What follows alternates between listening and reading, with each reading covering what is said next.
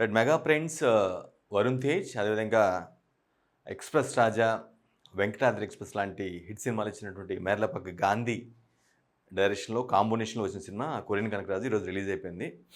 Cinema ఎలా ఉంది? అసలేంటి ప్లస్‌లేంటి? మైనస్‌లేంటి? ఏమన్నా అంటే జనాల్ని మెప్పించేలా ఉందా? లేదా? అనే విషయంపై చిన్న రివ్యూ వలెన్ టీవీ రివ్యూ చేద్దాం. సో, ముందు సినిమా ప్రొడక్షన్ విషయానికొచ్చినట్లయితే హీరో, హీరోయిన్స్ మనకు తెలిసిందే. వరుణ్ తేజ్ అండ్ రితిక నాయక్. 'మిరాయి' సినిమా తో పెద్ద హిట్ కొట్టినటువంటి రితిక నాయక్ హీరోయిన్. సత్య ఉన్నాడు. కమెడియన్ సత్య ఫేమస్ సత్య ఉన్నాడు. అదేవిధంగా మురళీధర్ గౌడ్, డీజేటీలు మురళీధర్ గౌడ్ కావచ్చు. వీళ్ళు డైరెక్టరు 'మేర్లపాక గాంధీ'. గతంలో మనకి మంచి సినిమాలే ఇచ్చాడు. సో, చాలా గ్యాప్ తర్వాత ఆయన వస్తున్నాడు. అంటే కొన్ని సినిమాలు ఫ్లాప్ అయినప్పుడు కూడా చాలా గ్యాప్ తర్వాత వస్తూ ఉన్నారు ఆయన. 'కొరియన్ కనకరాజు' ప్రొడ్యూసర్లు వచ్చేసరికి యూవీ క్రియేషన్స్ మనకు తెలిసిందే. ప్రభాస్ ఫ్రెండ్స్. ప్రమోద్ ఉప్పలపాటి, అదేవిధంగా వంశీకృష్ణారెడ్డి వీళ్ళిద్దరు కాంబినేషన్‌లో ఈ సినిమా వస్తుంది. మరొక ప్రొడ్యూసర్ కూడా ఉన్నారు. సాయి జాగర్లమూడి అని, ఒక సాయిబాబు జాగర్లమూడి అని కూడా ఉన్నారు. మొత్తం ముగ్గురు కలిసి సినిమా తీశారు. సినిమా ఎలా ఉంది? ఏంటి? అసలు నేపథ్యం ఏంటి? అనే విషయానికొచ్చినట్లయితే అనంతపురం జిల్లా ఒక అనంతపురం జిల్లా మన కియా పర కి కి కియా ఇండస్ట్రీ గుర్తుకొస్తుంది మనకు. South Korea company Kia company అక్కడ ఉంది మనకు తెలిసిందే. అక్కడ ఆ సరౌండింగ్స్‌లో నివసించే ఈ యొక్క అల్లరిచిల్లరగా తిరిగేటువంటి వ్యక్తి ఇతను వరుణ్ తేజ్. అతని ఫ్రెండ్ సత్య.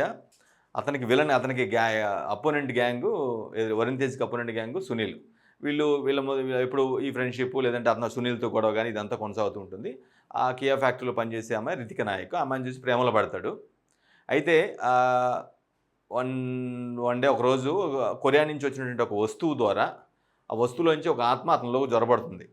అంటే వరుణ్ తేజ్‌లోకి పోతుంది. ఆ ఆత్మ ప్రవేశించిన తర్వాత అతను ఏం చేస్తాడు? ఆత్మ యొక్క కోరికలు ఏవైతే ఉన్నాయో వాటిని ఆ కోరికలు ఎటువైపు తీసుకెళ్తాయి? అంటే ఆ ఆత్మ ఎవరు? ఎందుకు సౌత్ కొరియా వెళ్ళాల్సొచ్చింది? ఇది సినిమా నేపథ్యం. ఆత్మ ప్రవేశించిన తర్వాత జరిగే పరిణామాలు ఏంటి? ఆత్మకున్నటువంటి ఆ తీరని కోరికలో లేదంటే ఇంకేదో ఉంటాయి గదా! వాటిని తెలుసుకోవడం కోసం కొరియా ఎళ్తాడు. కొరియాలో అసలు ఏం జరిగింది? ఆ ఆత్మ ఎందుకొచ్చింది? అసలు ఆత్మ ఎవరిది? అనే ప్రాస్పెక్ట్‌లో సినిమా మొత్తం కూడా నడుస్తది. మ్యూజిక్ డైరెక్టర్ మనకు తెలిసిందే సంగీతం. అంటే ఇదంతా ఆ ప్రాస్పెక్ట్, ఆ ఆత్మ ఏంటి? ఆ కథ ఏంటి? ఎందుకు అక్కడి నుంచి వచ్చింది? ఇతనిలో ఎందుకు జొరబడింది? ఆ తర్వాత అక్కడికెళ్ళి అతను ఏం చేస్తాడు? అనేది మొత్తం కూడా సినిమాలో చూడాలి మనం. ఇది ఊరక లైన్ ఇది. సో, మ్యూజిక్ డైరెక్టర్ తమన్ మనకు తెలిసిందే. 'కంస మీదాను', 'రాసా గుమ్మడి' సాంగ్‌లు సూపర్‌గా అనిపిస్తాయి ఖచ్చితంగా నో డౌట్. 2 మంచి ఒకటేమో లవ్లీ డూయిట్, ఒకటేమో మంచి mass beat. So, background score ఎప్పటిలాగానే అదరగొట్టాడు. నో డౌట్ అందులో. So, direction 'Merlapaka Gandhi' direction, taking care అంతా కూడా సూపర్ అనుకోవచ్చు నో డౌట్. అట్లనే ఈ సత్య కామెడీ హైలైట్ అయింది మెయిన్‌గా. సత్య సత్యను డీజే టిల్లు, మురళీధర్ గౌడ్ ఎవరైతే ఉన్నారో వీళ్ళిద్దరి మధ్య వచ్చే కామెడీ టైమింగు అద్భుతంగా ఉంది. నో డౌట్ అందులో యాక్సెప్ట్ చేయొచ్చు. మంచి పంచులు పేలుతా ఉంటాయి. చూడటానికి కొంచెం ఆహ్లాదకరంగా ఉంటది. జనాన్ని నవ్వించే ప్రయత్నం అయితే కనిపిస్తుంది. వరుణ్ తేజ్ 2 క్యారెక్టర్లు అంటే డబుల్ రోల్ గాదు. ఒక క్యారెక్టర్‌లోనే ఆత్మ ప్రవేశించిన తర్వాత ఎలా ఉంటది, ఆత్మ ప్రవేశించక ముందు ఎలా ఉంటదనేది 2 రోల్స్, ఒక డిఫరెంట్ రోల్స్ ఖచ్చితంగా సూపర్బ్‌గా చేశాడని మనం ఖచ్చితంగా అనుకోవచ్చు. అంటే ఆహ్, ఆత్మ ప్రవేశించిన తర్వాత ఆయన ఎలా బిహేవ్ చేస్తాడు, ఎలా మాట్లాడతాడు ఏంటనేది ఒక యాస్పెక్ట్ అయితే, అంతకుముందు చిల్లరమల్లరగా తిరుగుతూ అమ్మాయి వైపు ప్రేమ అంటూ తిరుగుతూ అదొక రోలు.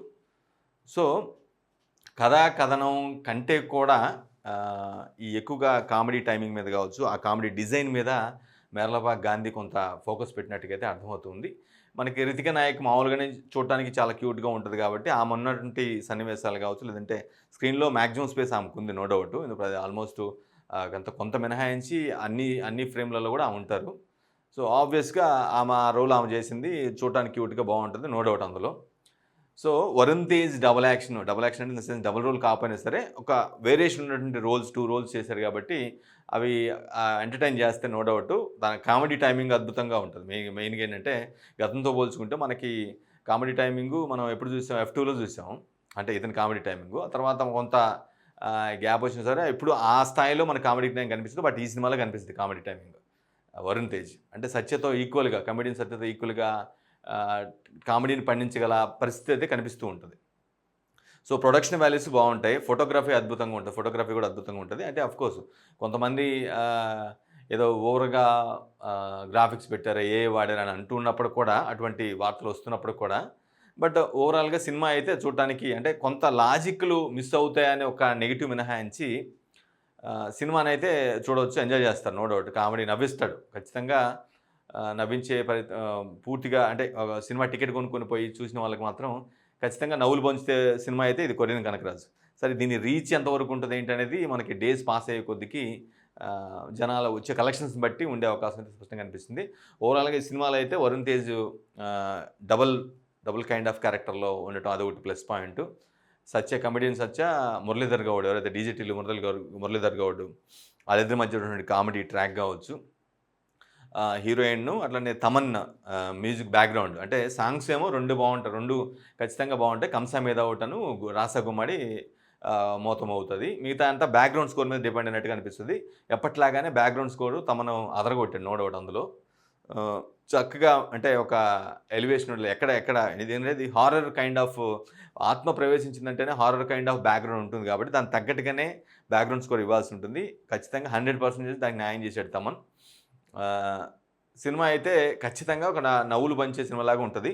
సూపర్ డూపరు లేదంటేనో బ్లాక్ బస్టర్ హిట్టు అని మనం అనలేం గానీ, ఓ ప్రేక్షకుడు ఎవరైతే టికెట్ కొనుక్కొని పోతారో ఫ్యామిలీకి పోయినా సరే, జంటకు పోయినా సరే, ఎట్లా పోయినా ఫ్రెండ్స్‌తో పోయినా సరే, ఖచ్చితంగా దానికి సాటిస్ఫై అయ్యేలానే ఉంటుందనే ఫీలింగ్ అయితే వస్తది. ఆహ్, తీసేసే సినిమా అయితే ఖచ్చితంగా కాదు. వెల్కమ్ జేయొచ్చు. మనకు తెలిసిందే మనకి గురువారం ఈవినింగ్ నుంచే షోస్ చాలా చోట పడ్డాయి. ప్రీమియర్ షోస్ చాలా షోలు పడ్డాయి. హైదరాబాద్‌లో పడ్డాయి. ఇతర ఇతర ప్రాంతాల్లో కూడా పడ్డాయి. సో, దానికి రెస్పాన్స్ బాగుంది అనే అంటే ప్రీమియర్ షోస్‌కి రెస్పాన్స్ అయితే బానే వచ్చిందని ఒక పాజిటివ్ టాక్ అయితే వచ్చింది. బట్ ఓవరాల్‌గా అఫీషియల్‌గా ఈరోజు రిలీజ్ అయిన నేపథ్యంలో ఆ సినిమా నేపథ్యం ఏంటి ఏంటనేది మొత్తం కూడా జనాలు చూసారు. చాలా వరకు మౌత్ పబ్లిసిటీ కూడా బయటికెళ్తున్న పరిస్థితి కనిపిస్తుంది. సో, ఓవరాల్‌గా ప్లస్ పాయింట్స్ వచ్చేసరికి ఈ సినిమాకి ఆహ్, వరుణ్ తేజ్ యాక్షన్ ఒకటి, Satya, Muralidhar Goud comedy timing, heroine, background score ఇవి ప్లస్ పాయింట్లు. నెగెటివ్ అంటే ఏందంటే కొంత లాజిక్ ఉండదు. సీన్‌కి మధ్య లాజిక్ ఉండదు. లాజిక్‌లు మిస్ అయ్యి చూస్తే మాత్రం సినిమా ఎంటర్‌టైన్‌మెంట్ ఉంటది అనేదైతే అనుకోవచ్చు. సో, వరుణ్ తేజ్‌కి ఒక కమ్‌బ్యాక్ మూవీ లాంటిది అనుకోవచ్చు. ఎందుకంటే ఇంతకు ముందు వచ్చినవి అంతగా ఆడిన సందర్భాలు పెద్దగా లేవు కాబట్టి ఇది ఖచ్చితంగా ఒక కమ్‌బ్యాక్ మూవీగానే ఉంటదని అనిపిస్తుంది. 'మేర్లపాక్ గాంధీ' కూడా. ఎందుకంటే 'మేర్లపాక్ గాంధీ' కెరీర్‌లో మనకి 'వెంకటాద్రి ఎక్స్‌ప్రెస్సు', 'ఎక్స్‌ప్రెస్ రాజానే' ఎక్కువ కనిపిస్తుంటాయి. 2 పెద్ద హిట్స్ నో డౌటు. ఆ తర్వాత పెద్దగా ఆయన చెప్పుకోదగ్గ సినిమాలు కూడా చేసినప్పటికి కూడా 'మాస్టో' లాంటి సినిమాలు చేసినప్పుడు కూడా అవి ఆడలేదు. వరుణ్ తేజ్ కూడా మనకి ఆహ్, మనకి పెద్ద హైట్స్ అంటే ఏం లేదు. పెద్ద హైట్స్ లేవు కాబట్టి ఒక నిలదొక్కుంటున్నారు. నెమ్మదిగా స్టెప్ బై స్టెప్ వెళ్తున్నారు కాబట్టి, ఆ గ్యాప్ తర్వాత 'తొలి ప్రేమ', 'ఫిదా' తర్వాత 'గద్దలకొండ గణేష్' తర్వాత అది ఆ సినిమా అవి మినహాయించి మిగతావి పెద్దగా ఆడిన సందర్భాలు లేవు కాబట్టి ఇదొక కమ్‌బ్యాక్ మూవీగానే అనుకోవచ్చు.